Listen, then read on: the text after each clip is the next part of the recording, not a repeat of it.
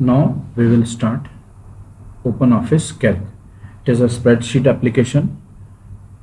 So what is a spreadsheet? Spreadsheet is a software tool that lets one enter, calculate, manipulate and analyze set of numbers. So this is a basic definition of a spreadsheet and we are using OpenOffice Calc. तो इसमें कितने number of रोज होती हैं, कितने column होते हैं ये देखते हैं। तो ये डिपेंड करता है कि आप वर्जन कौन सा यूज़ कर रहे हैं। तो आप वर्जन कैसे चेक करेंगे? Then go to help, you can see this about OpenOffice, click it. Here you can see Apache OpenOffice 4.1.2। तो हम ये वर्जन यूज़ कर रहे हैं। इसमें यदि आपको देखना है कि कितनी रोज हैं तो ये देखिए, इसमें टोटल नंबर ऑफ रोज ये देख सकते हैं, हाईलाइटेड जो है 1048576 दिस मच रोज हैं। और कितने कॉलम हैं ये यदि आपको देखना है तो लास्ट कॉलम का जो हेडिंग है ये है AMJ। ओके, अब आप देखिए ये जो हमको एरिया दिख रहा है जो कि रोज और कॉलम में डिवाइडेड है, दिस इज कॉल्ड वर्कशीट। ये जो 1 2 3 4 ये जो नंबर्स दिख रहे हैं, these are rows and ABCDEF ये हमारे कॉलम है। तो ये पूरा आपका वर्कशीट हुआ। ये जो आपका हॉरिजॉन्टल डिवीजन है ये आपका हुआ रोज, जो वर्टिकल डिवीजन है ये आपके हुए columns. Then cell, particular row और कॉलम जहां पे इंटरसेक्ट करते हैं, जैसे मैं यहां क्लिक करता हूं, so this is a cell और इसका एड्रेस क्या हुआ? सबसे पहले आप कॉलम की हेडिंग लिखेंगे, देन आप रो का नंबर लिखेंगे। So column heading is D, row number is 4, so it is D4। और आप ये जो है यहां पर देख भी सकते हैं इस एरिया पे नेम बॉक्स में कि यहाँ पे आपको किसी भी कॉलम पे आप सेल पे आप क्लिक करिए उसका नाम आपको दिख जाएगा, G21, I18, K10 like this आप देख सकते हैं। जब भी आप किसी सेल को सेलेक्ट करते हैं तो ये जो डार्क बॉर्डर इसके चारों तरफ आ जाता है, that is called cell pointer. और ये हाईलाइटेड जो बॉर्डर है जिस भी सेल के साथ है, that cell is known as current cell. Now what is range of cells? Range of cells के लिए यदि मैं यहाँ से सपोज माउस क्लिक करके आप लेफ्ट माउस बटन को प्रेस रखते हुए ड्रैग करेंगे तो ये जितनी अभी हाईलाइटेड एरिया है ये आपकी सेल रेंज कहलाता है। तो अब इसमें क्या एड्रेस हुआ देखिए, यहाँ पे लिखा है A1:G11, that is from this A1 to this G11। ये पूरा आपका हुआ cell range. And again like in Writer we have seen, this is status bar, bottom one, then you have menus, file, edit, view, insert, format, tools, data, window and help and toolbars. These are your standard toolbars. First row of just जो आपका मेनू के नीचे है और उसके नीचे वाला जो सेकंड हम देख रहे हैं this is called formatting tool bar.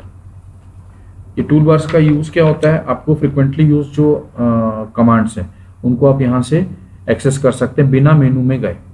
So it makes easy to access frequently use commands. Okay, and for starting this OpenOffice Calc, what you have to do, you have to click on start, then go to OpenOffice and from there you select OpenOffice Calc. Saving हमने पिछले writer के class में भी detail में देखा है। Saving same process is here कि आप फाइल में जाएंगे, अभी आप देख सकते हैं यहाँ टॉप पे लिखा हुआ है अनटाइटल्ड 1, मतलब ये अभी फाइल सेव नहीं है। To save it what you have to do, go to file and first time हम जब भी फाइल को सेव करते हैं सेव एज ही ओपन होगा। इसका आप नाम दे दीजिए सपोज फर्स्ट, इसको हमने सेव कर लिया। अब आप देख सकते हैं अनटाइटल्ड की जगह इसका नाम first.ods। तो यदि कैल्क फाइल जो बनती है उसका एक्सटेंशन क्या होता है, .ods। ये आपका हो गया basics, what is worksheet, what are rows columns, cell pointer क्या हुआ, करंट सेल क्या हुआ, how to find address of a current cell, how to start open office Calc and how to save Calc. Same way आपको existing file को open करना है तो आप फाइल में जाएंगे, then you click on open and select the directory जहाँ पे आपने फाइल को सेव किया है, वहाँ से फाइल के नाम को क्लिक करके यहाँ से आप ओपन बटन को क्लिक कर देंगे। आपकी करंट फाइल जो है वो ओपन हो जाए। करंट मतलब जिस फाइल को आपने सेलेक्ट किया है वो फाइल आपकी ओपन हो जाएगी। एंड आपका जब काम इसमें फिनिश हो गया, now you want to quit it, go to file and click on exit.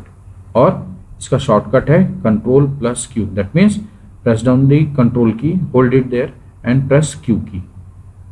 तो ये आपका जो है ये शट डाउन हो जाएगा।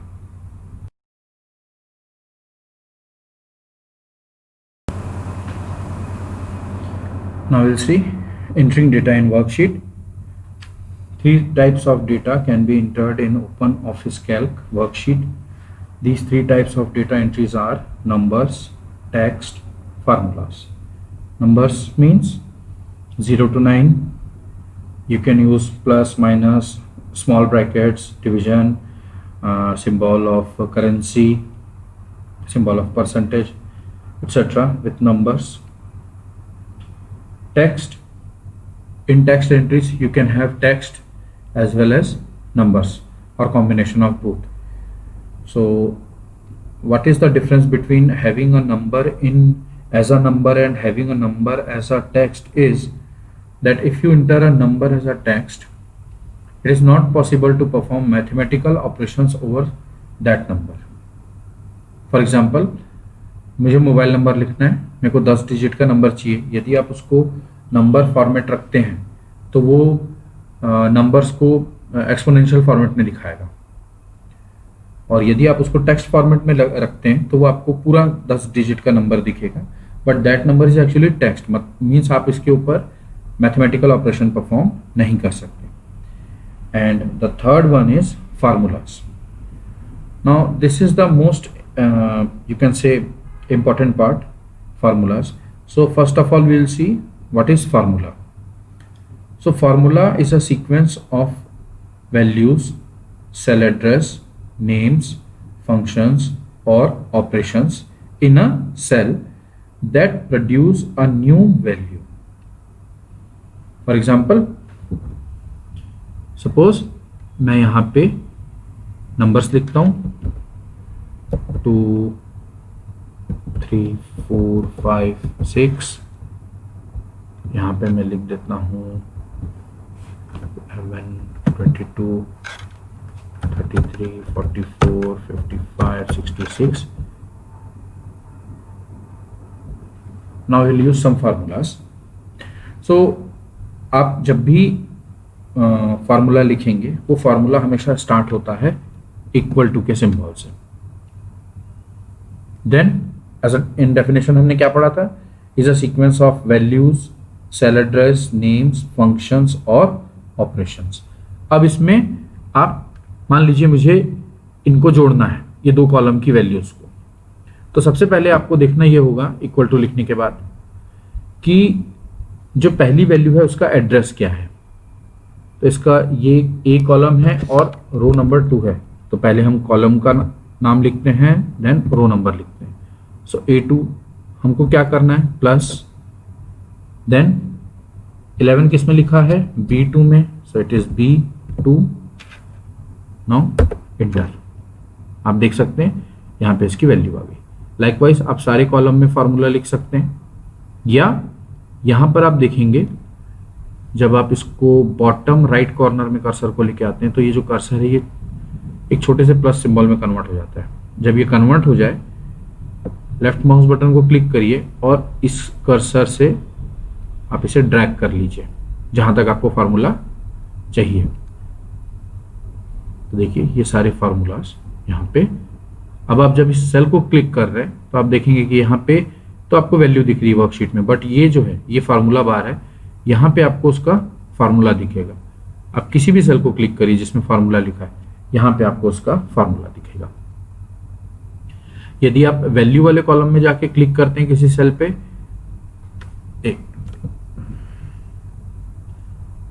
आप वैल्यू वाले कॉलम में जाके क्लिक करते हैं तो देखिए यहाँ पे आपको उसकी वैल्यू दिखेगी। लेकिन फार्मूला में जब आप क्लिक करेंगे तो फार्मूला आपको वर्कशीट में दिखेगा और फार्मूला बार में आपको हमेशा फार्मूला दिखेगा। अब हम देखते हैं कि हम सेल की वैल्यू को कैसे चेंज कर सकते हैं। तो मान लीजिए मुझे इस वैल्यू को चेंज करना है, 101 आपने टाइप किया, इंटर प्रेस करिए, देखिए वैल्यू चेंज हो गई और करस्पॉन्डिंग फार्मूला वाले सेल में देखिए वैल्यू चेंज हो गई। यदि आप वैल्यू चेंज करेंगे तो कैल्क ऑटोमेटिकली नई वैल्यू के साथ कैलकुलेशन प्रोड्यूस करके आपको रिजल्ट देगा।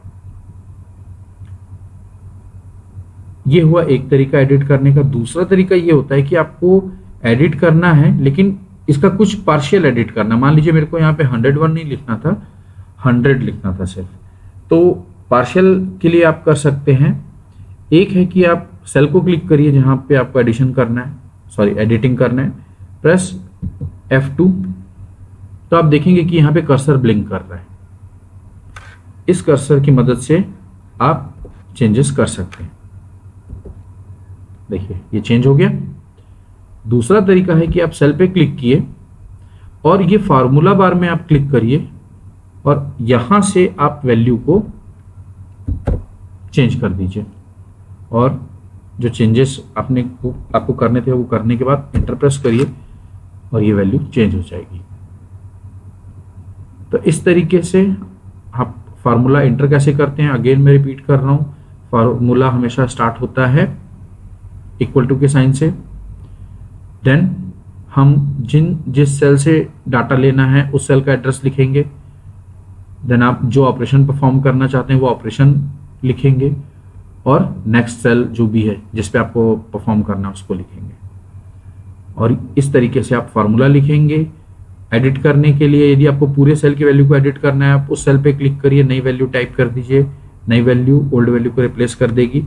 यदि आपको पार्शियल एडिट करना है तो सेल को क्लिक करके F2 दबाइए या फार्मूला बार में आके क्लिक कर दीजिए। आप देख सकते हैं यहाँ कर्सर आ गया। इस तरीके से आप वैल्यूज को चेंज कर सकते हैं। आप फार्मूले को भी चेंज कर सकते हैं।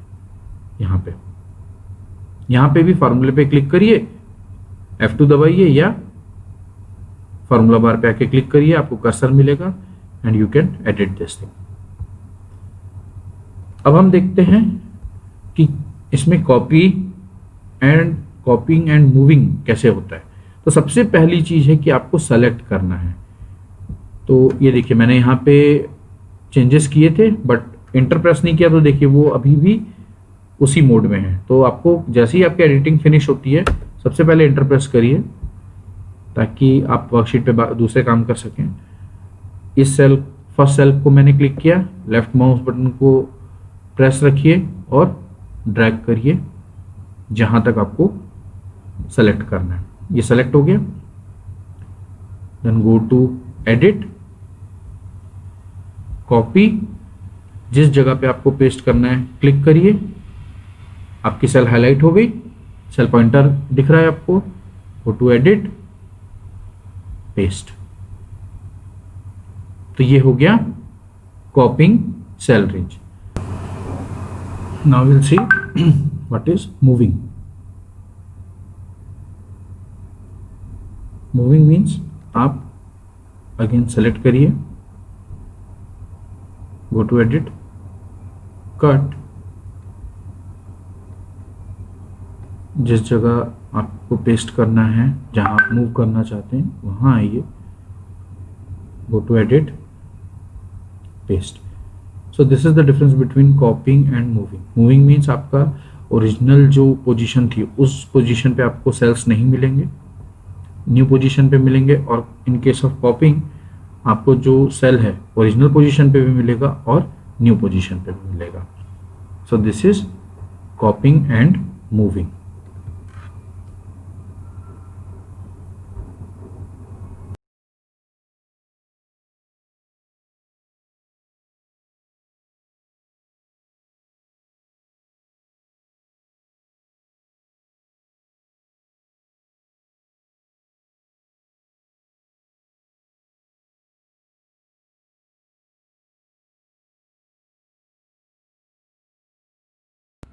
अभी हमने क्वेश्चन में जो फॉर्मेट दिखा है एक्सेल शीट का, हमको इस शीट को उस फॉर्मेट की तरह हम बनाएंगे।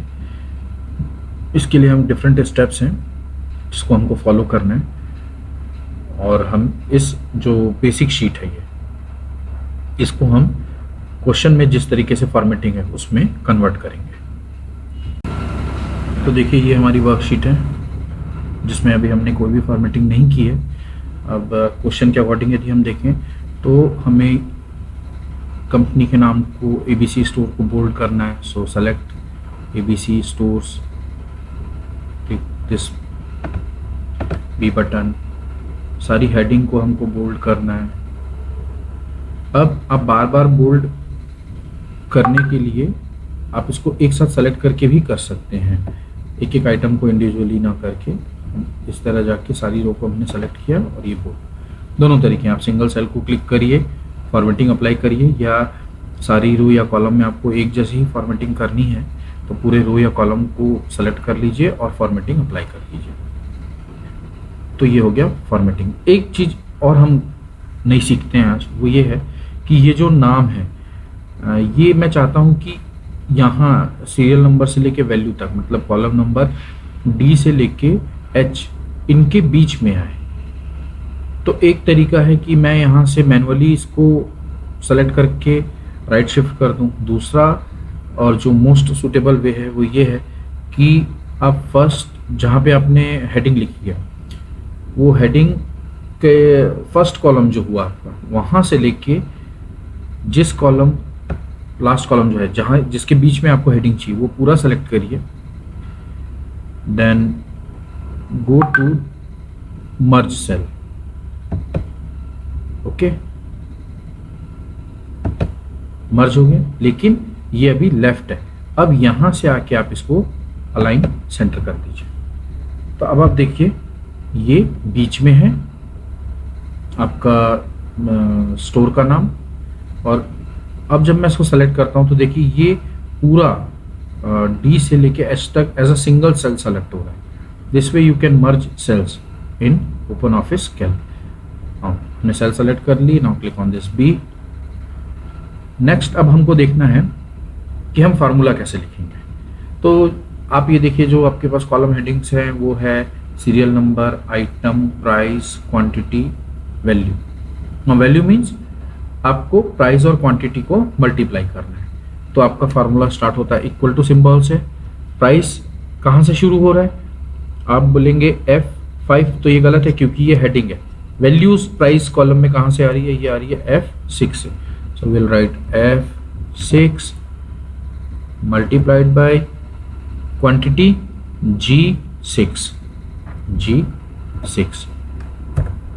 जैसे आप इंटर प्रेस करेंगे यू विल गेट वैल्यू। अब इसी फार्मूला को मेरे को सब तीनों सेल में कॉपी करना है। अगेन आप ये बॉटम राइट कॉर्नर में आइए, स्मॉल एरो में कन्वर्ट होगा आपका कर्सर, देन ड्रैग इट। अब यहाँ पे ये वैल्यूज 0 0 आ रही है क्योंकि यहाँ पे क्वांटिटी में आपके पास कोई भी वैल्यू अभी हमने इंटर नहीं की है। जैसे ही यहाँ पे अपन वैल्यू इंटर करके आप इंटर की प्रेस करेंगे, ऑटोमेटिकली यहाँ पे आपको वैल्यू कॉलम में वैल्यूज डिस्प्ले हो जाएंगी। So this way you can enter formula. अब ये formula as simple as 2 cell को आप मल्टीप्लाई कर रहे हैं, प्लस कर रहे हैं, वो भी हो सकता है।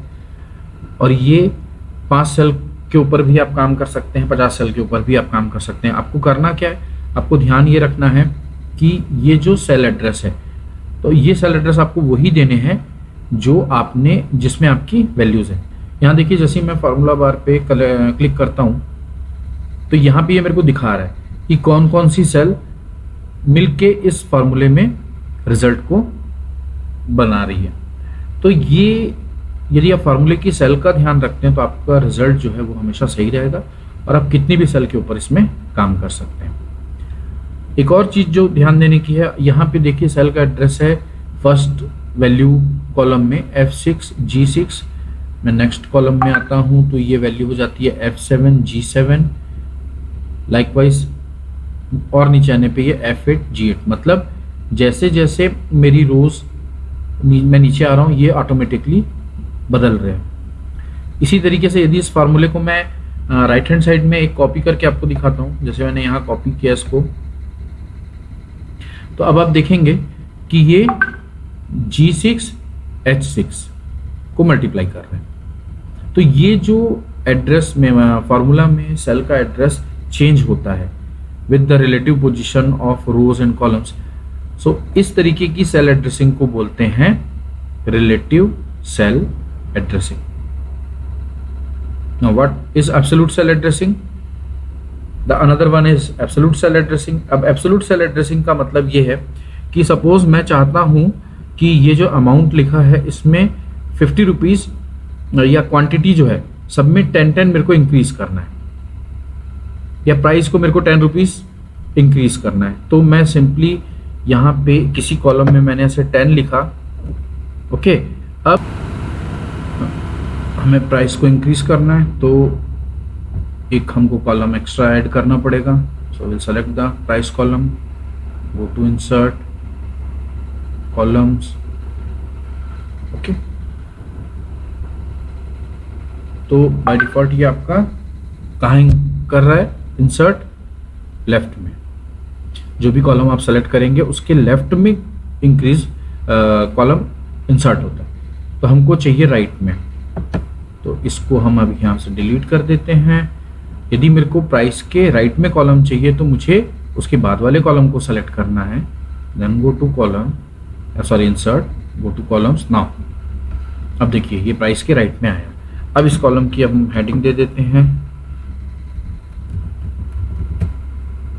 Increased price. कॉलम की विड्थ को एडजस्ट कर लेते हैं। अब यहाँ पे हम फार्मूला लिखते हैं, formula starts with equal to, so equal to F6 plus F12। जैसे आप इंटर करेंगे आप देखिए इसकी वैल्यू जो है 10 से इंक्रीज हो गई। लेकिन यदि मैं इस फार्मूले को कॉपी करता हूं तो देखिए क्या होता है, यहाँ पे कोई भी इंक्रीमेंट नहीं हो रहा है ये दो कॉलम में। क्यों? क्योंकि इस कॉलम में आप देखेंगे तो ये F12 है, next column next row cell में आएंगे तो ये F13 है, नेक्स्ट में F14 है। ये देख सकते हैं आप, मतलब आप जो फार्मूला लिखे हैं वो रिलेटिव सेल रेफरेंस है उसमें, तो वो हर रो या कॉलम के चेंज होने पे फार्मूला ऑटोमेटिकली चेंज होगा।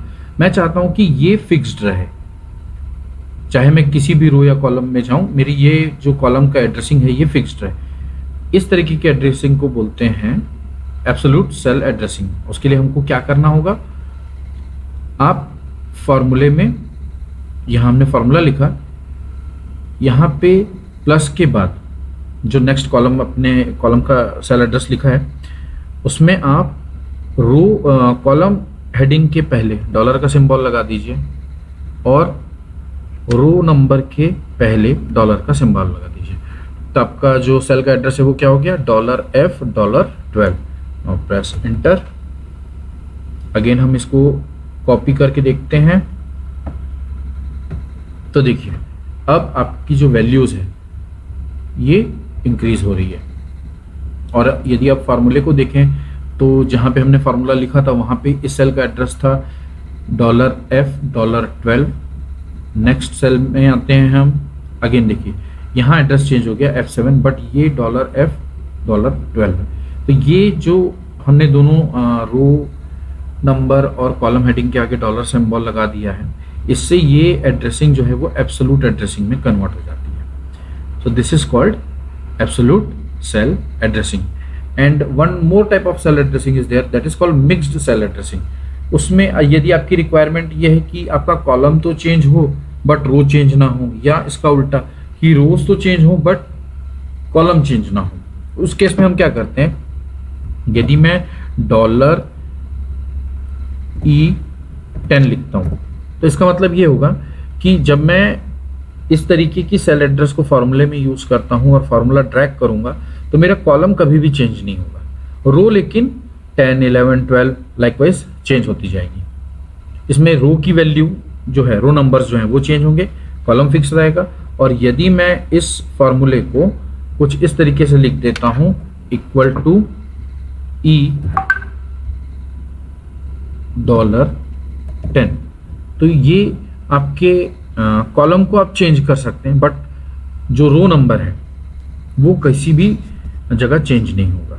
तो इस तरीके की एड्रेसिंग को, जिसमें मिक्स्ड और जिसमें आपका रिलेटिव सेल रेफरेंस और एब्सोल्यूट सेल रेफरेंस दोनों रहता है, इस टाइप की सेल एड्रेसिंग को बोलते हैं मिक्स्ड सेल रेफरेंस। होप आपको ये क्लियर होगा। और फॉर्मेटिंग जिस तरीके से आप राइटर में कर सकते हैं वो सारी फॉर्मेटिंग आप यहाँ भी अप्लाई कर सकते हैं जो हमने देखा है। एक चीज़ है जिसको आप ध्यान में रखेंगे, इससे आप अपनी हेडिंग को वर्कशीट में चाहे जितने भी कॉलम हो उनके सेंटर में ला सकते हैं। बाय डिफॉल्ट आप देखिए जो हमने सीरियल नंबर लिखा और यहाँ पे पहली वैल्यू 1 लिखी तो ये 1, 2, 3 ऑटोमेटिकली राइट जस्टिफाइड है, क्योंकि number by default right justified रहते हैं।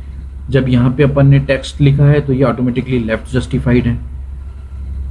ये आपका वैल्यू फार्मूला है, फार्मूला आपको एक बार लिखना है, then you can copy that formula to all the cells. और यहाँ पे हमने सीखा है कि किस तरीके से हम एब्सोल्यूट सेल एड्रेसिंग को फार्मूले में यूज करते हैं। तो इससे जो आपका एक एडवांटेज जो आपको मिलता है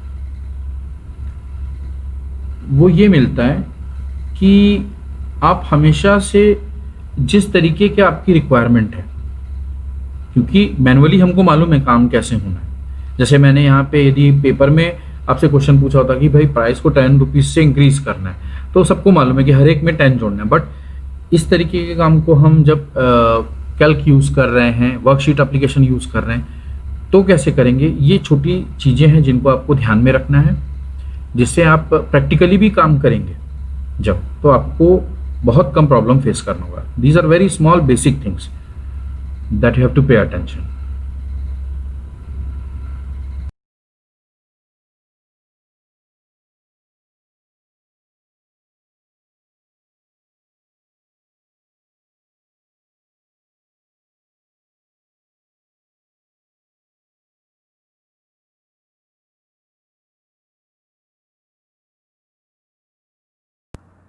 Now we will start functions in Calc.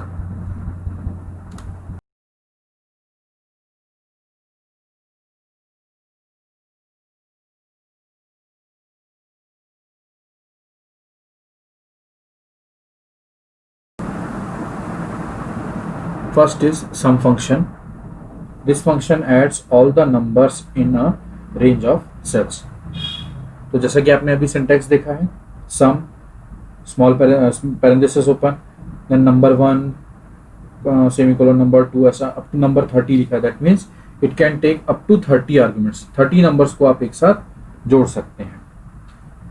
तो यहाँ पे हम इसको करके देखते हैं। मान लीजिए कि मुझे ये एक वर्कशीट है जिसपे हम सारे फंक्शन जो पढ़ेंगे उसको अप्लाई करके देखेंगे। तो हम ऐसा करते हैं कि इससे यहाँ हमको सम फंक्शन यूज करना है। तो फंक्शन स्टार्ट होता है इक्वल टू से, फंक्शन हो या फॉर्मूला हो, जो भी आप यूज करेंगे इक्वल टू से स्टार्ट होगा। Then will write some parenthesis open. इन सारे सेल का एड्रेस क्या होगा? C2, C3, C4। तो सेल इंडिविजुअल सेल ना लिख के हम इस तरह लिख सकते हैं C2, okay, then colon sign and the last cell number, that is C11, bracket close, देखिए, तो ये सम फंक्शन है। अब इस फंक्शन को यदि मेरे को इस कॉलम में अप्लाई करना है, सिंपली मैं ड्रैग करके इस तरीके से ले आता हूं, तो देखिए ये सारी वैल्यूज कॉलम वाइज यहाँ पे ऐड हो गई है यूजिंग सम फंक्शन। यहाँ पे सम का फॉर्म सिंटैक्स जो है C2:C11 है। यहाँ आप देखेंगे तो सम के सिंटैक्स में जो है आर्ग्यूमेंट है वो है D2:D11। Likewise you can see there are changes in cell address with each and every sum function. So this is sum function. But यदि मैं सम फंक्शन यूज करता हूं और यदि मेरी एंट्रीज के बीच में कोई टेक्स्ट है या समझिए कि एम्प्टी सेल्स हैं, तो ये सम फंक्शन इनको इग्नोर करता है। तो यहाँ पर इसलिए मैंने इंटेंशनली ये छोड़ा हुआ है। तो आप देखेंगे कि ये यहाँ पे एम्प्टी सेल्स हैं, तो ये इनको छोड़ देगा। यदि मैं किसी नंबर यहाँ पे टेक्स्ट एंट्री लिख दूंगा, टेक्स्ट एंट्री मतलब यदि मैं सिंगल कोट्स में कोई नंबर लिख देता हूँ, सपोज लाइक दिस, तो ये भी इसमें ऐड नहीं होगा। तो ये सम फंक्शन हुआ आपका, और इस तरीके से इसको यूज करते हैं।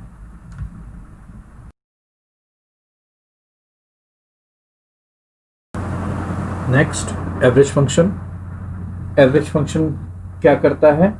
This function returns the average arithmetic mean of the argument.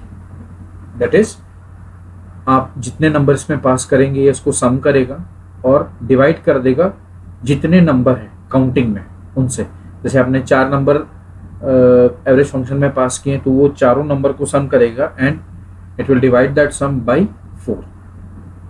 Use कैसे करेंगे? Again you have to put equal to sign, then name of function, parenthesis start, अपना सेल एड्रेस कहां से चालू हो रहा है, C2:C11, पैरेंथेसिस क्लोज कर दीजिए। This is average. Same way आप इसको भी नंबर ऑफ कॉलम्स में या नंबर ऑफ रोज में ड्रैग करके अप्लाई कर सकते हैं। और हर कॉलम में आप देखिए इसमें भी सेल का एड्रेस चेंज हो रहा है, और ये जो सेल एड्रेस चेंज हो रहा है यही आपका रिलेटिव सेल रेफरेंस है। So this is your average function, जिसमें हम ये सारे नंबर का सम करते हैं और डिवाइड कर देंगे इसको 10 से, क्योंकि हमारे पास टोटल 10 नंबर ऑफ रिकॉर्ड्स है, तो इनका सम divided by 10, this will be return by average function.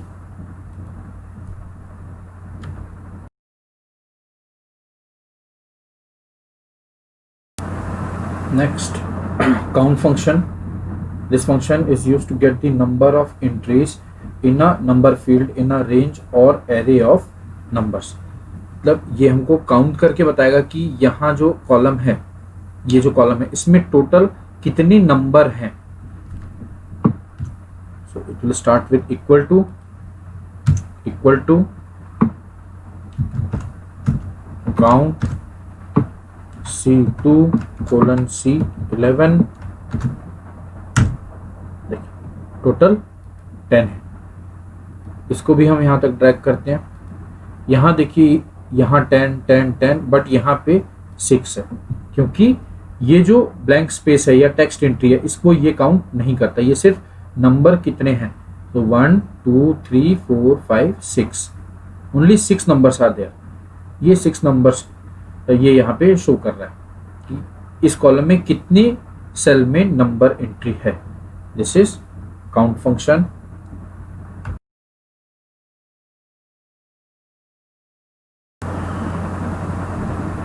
Let's do some formatting for this table. चलिए इसे सेलेक्ट कर लेते हैं। ओके, राइट क्लिक करिए, फॉर्मेट सेल, इसमें हम बॉर्डर में आएंगे और बॉर्डर में यहाँ पे आपको ये 4 ऑप्शन दिख रहे हैं। First is set no border, second is set outer border only, set outer border and horizontal line, set outer border and all inner line, and last one is set outer border without changing inner lines. तो तो इसमें हम third वाले को select करते हैं। यहाँ से आप किस तरीके की लाइन चाहते हैं, यहाँ थिन लाइन्स हैं, थिक लाइन्स हैं, जैसी आपको रिक्वायरमेंट है वैसी सेलेक्ट कर लीजिए। Okay, now we have formatted our table, save it. तो यहाँ लास्ट कॉलम में हम देख रहे हैं कि काउंट और काउंट ए दोनों का रिजल्ट सेम है, तो इनमें डिफरेंस क्या हुआ। तो चलिए यहाँ कुछ टेक्स्ट एंट्रीज लिख के देखते हैं हम लोग। सपोज मैं एफ ठीक है, एफ और एफ। अब आप देखिए, आपको यहाँ डिफरेंस समझ में आ रहा है। काउंट सिर्फ जिन सेल्स में नंबर है उनको काउंट करेगा, और काउंट ए आपके जो सेल रेंज है उसमें नंबर हो या टेक्स्ट हो, ये सबको काउंट करेगा। ये सिर्फ किसको इग्नोर करेगा, यदि यहाँ पे कुछ भी नहीं लिखा, यदि ये एम्प्टी है इस तरीके से। तो देखिए यहाँ पे ये आपको कोई भी वैल्यू जो है उसको काउंटिंग में नहीं लेगा। तो आप देख सकते हैं 1 2 3 4 5 6 7 8। सो this is count A and difference between count and count A.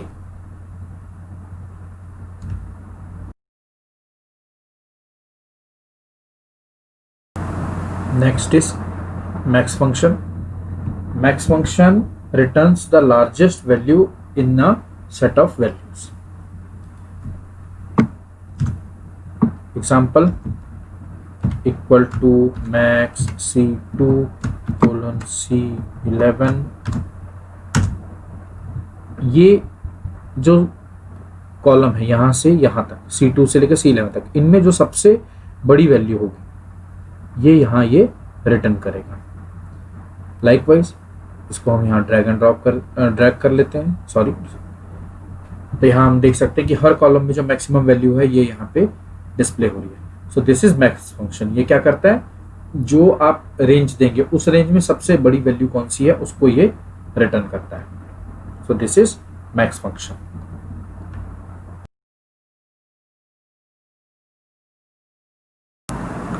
Next is max a function. Max a function को समझने के लिए ये जो एग्जिस्टिंग हमारा टेबल है इसमें थोड़ा सा इसमें काम ना करके हम कुछ डेटा लेते हैं, so we can understand max से क्लियरली। हियर हमने जो डेटा लिया है वो दो नेगेटिव नंबर लिए हैं, -3 -4, और एक टेक्स्ट लिया है दैट इज SSAV। जब आप मैक्स ए लिखते हैं, मैक्स ए अप्लाई करते हैं इस रेंज पे, तो देखिए यहाँ पे मैंने I14 colon I16 that is from here to here, ये रेंज को मैंने लिया है, तो ये रिटर्न करता है 0। तो मैक्स से बेसिकली क्या करता है, it returns the maximum of a list of argument including text and logical entries। इसका मतलब क्या हुआ, ये तो क्लियर है भाई, ये नेगेटिव नंबर्स हैं। यदि आपकी लिस्ट में कोई टेक्स्ट आता है तो वो इसको कंसीडर करता है मैक्स से as a 0। So this is 0 for max से। तो 0 is greater than -4 and -3, so result is 0। लेकिन यहाँ पे कोई बुलियन वैल्यू होती like true and false. Suppose मैं यहाँ पे ट्रू लिखता हूँ, ट्रू इज रिप्रेजेंटेड एज 1, तो देखिए मैक्स ए की वैल्यू जो है रिटर्न कर रहा है, ये ट्रू रिटर्न कर रहा है, क्योंकि ये 1 है, ये -4 है और ये 0 है। So maximum of given list वो ये है true, including text and logical entries. So this is max a function.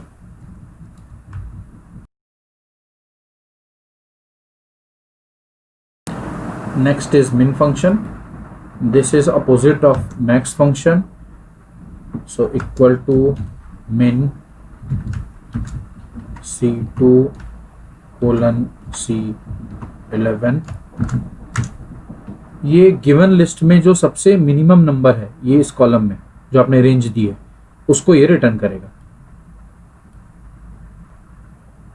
देख सकते हैं इसको। So in this column this is minimum value, in this column this is minimum value, and for this column this is minimum value.